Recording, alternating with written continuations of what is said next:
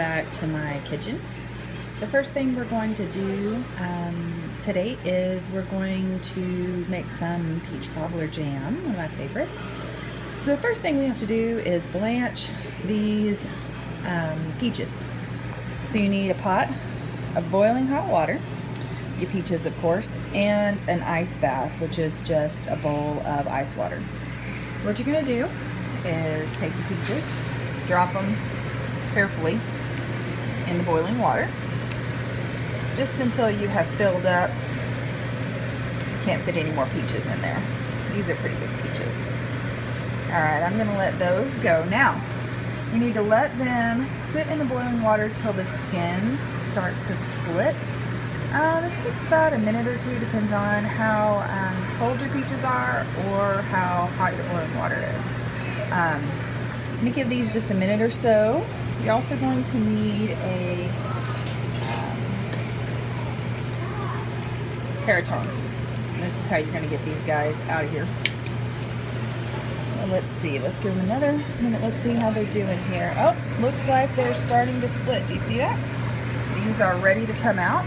They don't take long. And then you're just going to transfer them over to your water bath. Do that for all of them. They all don't have to split open, but this one's already starting to split too. It doesn't take long. This process also stops the peaches from ripening, so it's definitely something you want to do, even if you're just going to put them in the freezer. No matter what you're going to do with them, you're going to want to blanch them, and it makes peeling them a lot easier. So when I'm done with this, I'll show you how we peel them. I'm going to show you how easy these are to peel. These just came out of the water bath, and I'm just running my finger over the skin. If you do, there's like that one's not wanting to come off right there. You could just use a knife and it will peel super easy. It's so much easier than doing this the hard way. Okie dokie. Got my peaches all skinned. They look great. And now we're just going to cut them off of the seed and dispose of the seed. Just probably into 1/6 or 1/8, whatever, doesn't matter. We're going to mush them up when we put them in the pan, so just go ahead and cut them up and get them off the seed. Actually, I usually, if your peaches are ripe, you can just like break them open like this.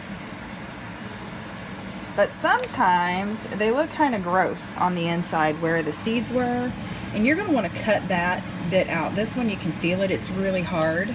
So I just take a paring knife and just kind of cut that bit out and just kind of scrape it into the trash. It doesn't taste very good. You can see this bit looks really gross right here.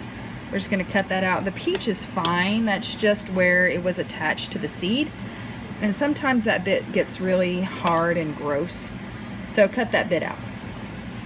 This is the pectin that I use. Most of the regular pectin calls for nearly as much sugar as you have fruit.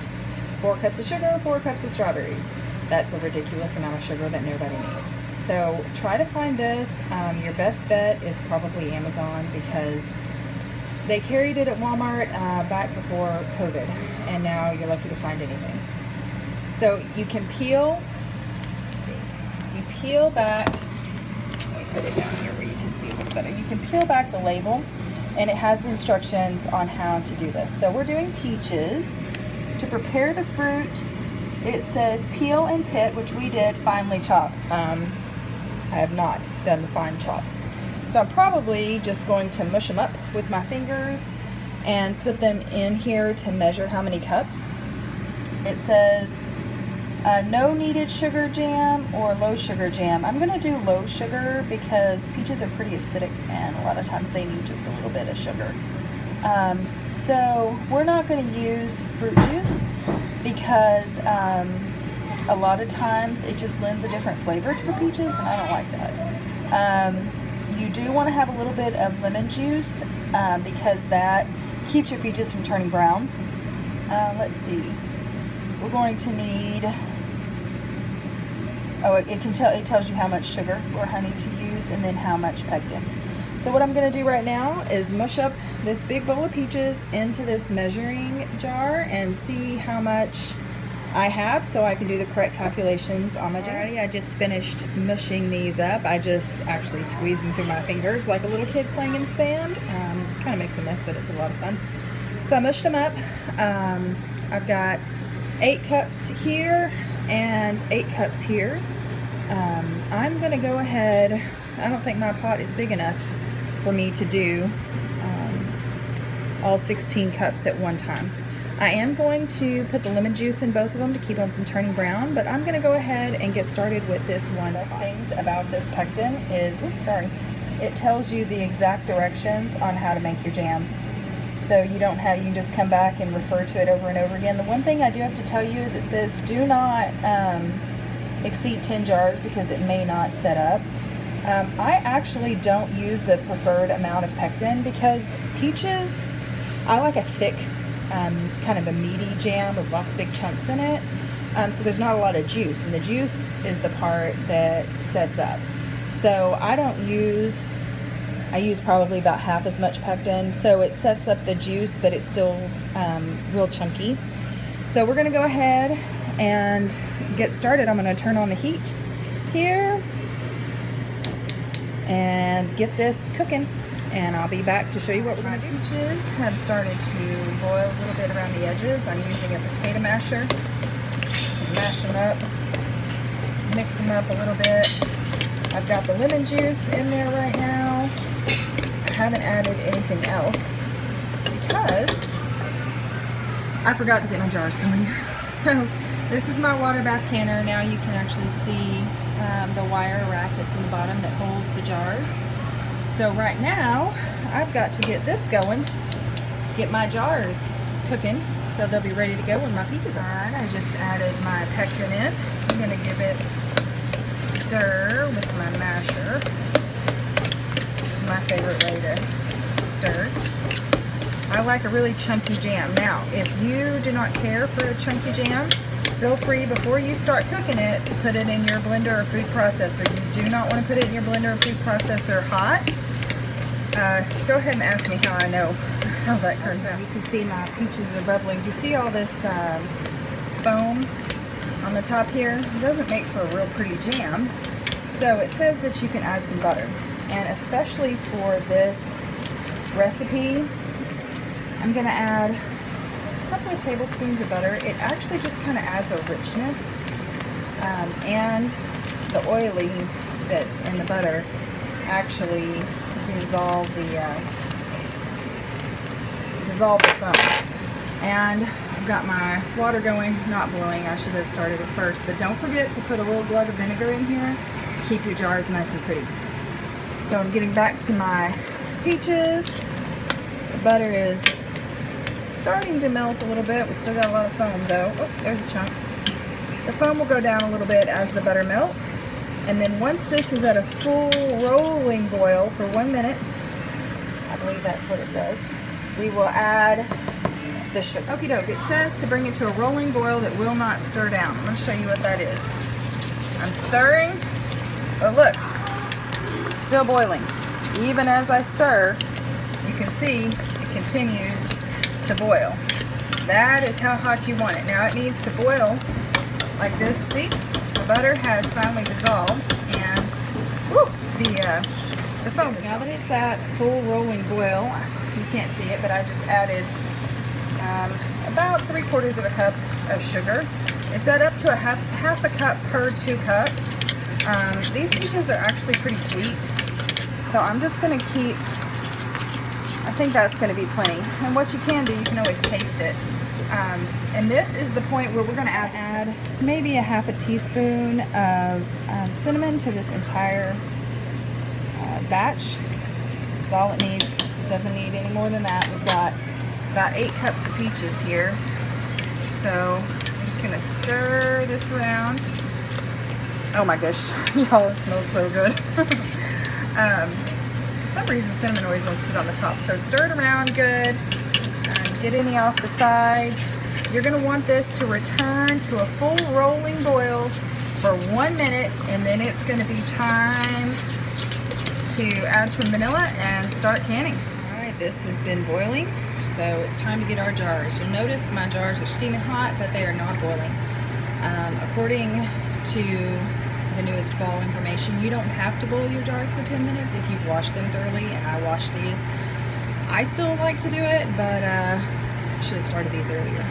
So I'm going to go ahead and grab a jar, pour a little bit of water out because I've got my lids over here and they've got a little bit of water in them, but I'm going to go ahead and add some more really hot water just to get that seal. There we go. Just to get that seal softened up. You're going to want your jar lifter. There we go.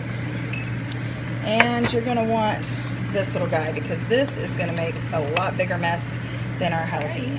We've got a little bit of a skin on here, so I'm going to stir it up some. I feel it kind of starting to want to stick on the bottom, so I'm going to turn this down a little bit. This is my super power burner, so it doesn't have to be quite so hot. Quite so hot. Alright, we've got our jar here. We've got our little spout that helps us not make as big a mess. And I'm going to start filling up our jar. It is still going to make a bit of a mess though. There's not much you can do about that.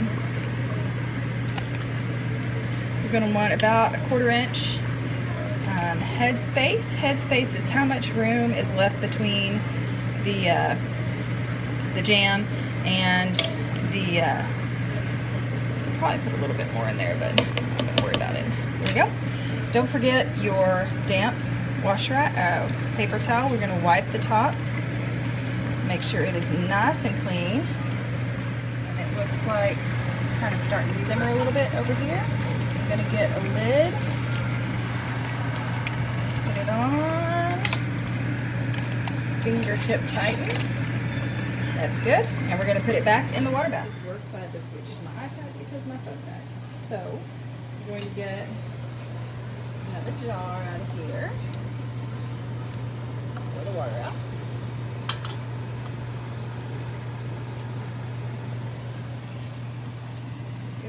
Set it down. Put our little thing in here. I always try to stir this up because it likes to get stuck on the bottom, but it needs to be hot or else this won't work. Alright, now we're going to fill up our jar.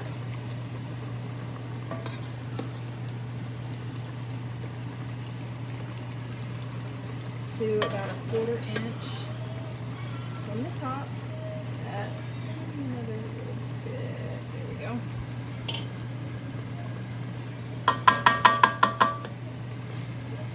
Actually, that looks like it's a little bit too much. So it looks like a little too much. So I'm going to take some out. That looks about right. Wipe down the edge. Then get your lid. Put it on the top. Fingertip tighten and put it in your water bath. Okay, you can see that I don't have a full jar and I am done. I do have another batch though that I'm going to get started. Whatever little bits I have left, I'm going to put in this jar, and then you can just put it directly in the refrigerator. You don't have to put it in the water bath canner. Just put it in the fridge and eat it first. It should be ready. Okie dokie, I've got some 5 3/4 pint jars in here, and my one little bit of one. These need to come to a rolling boil for 10 minutes, and then that's adjusted for altitude, so we'll need to add another 5 minutes. I will get these to a rolling boil for 15 minutes, and then we'll remove them off to the side and let them cool, and I'll get started on the next batch. Okie dokie, it's been 15 minutes that these guys have been boiling, so we're going to go ahead and take them out. Actually, kind of get water off of them. Now, you see how liquid? Sorry, you see how liquid this is? It will set up. So then we're going to just set them over to the side. Make sure, there we go. Make sure they're stable. Back, get another one. Set them to the side, leave an inch or 2 between them, and we'll get the rest of them out. Leave them for 12 to 24 hours. They're going to want to cool completely. You can see the centers are raised up. They're going to pop you'll hear a ping and it will pop down. If the centers don't pop, you can put them in the fridge and eat those first.